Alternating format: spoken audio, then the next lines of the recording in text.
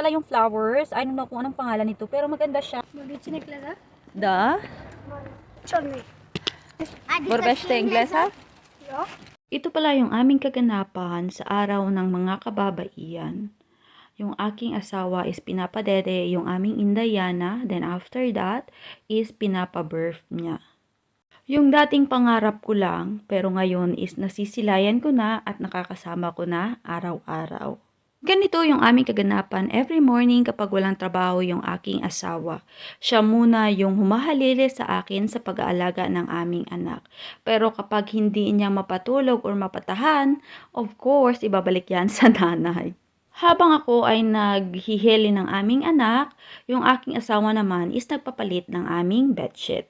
Dahil araw ngayon ng mga kababaihan, so i-date daw ako ng aking asawa sa labas at yan na nga nag-aayos na ako. Mayong ugto mga langga.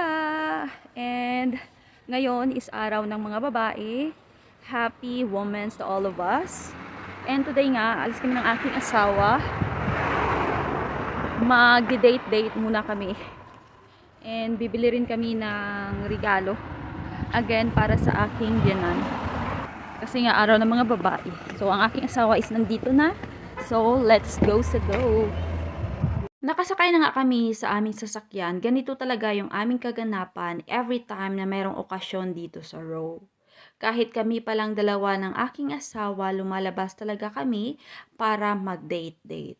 At ito na nga, naabutan nga kami ng traffic dito sa my center.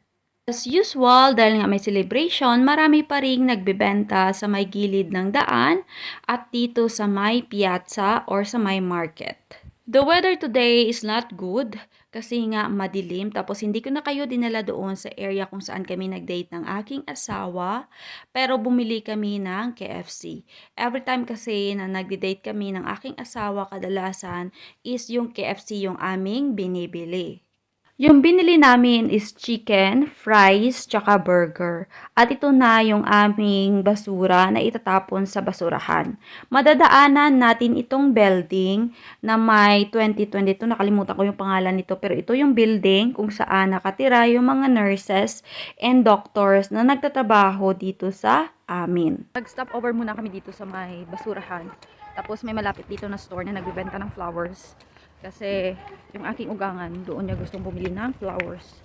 So ako is magtatapon ng aming basura na KFC. Da? Excuse. Watch on me. My name is Man. No. No, you speak English? Borbeste Inglesa? Yeah. This is telefonos. Da, stai telefono. Cine vorbești? Vorbești singură. Da. No, Filipinasa. Da. Ang kulit ng mga bata. Ang ganda ng mga bata ngayon kasi marunong silang magsalita ng English kahit papaano.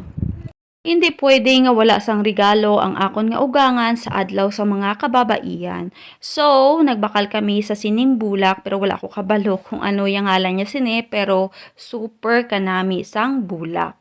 Tapos naghapit kami diri sa may butika kay mabakal kami sang bulong sang amon nga bata. Ito na pala yung bulaklak para sa aking ugangan, para sa regalo namin sa kanya.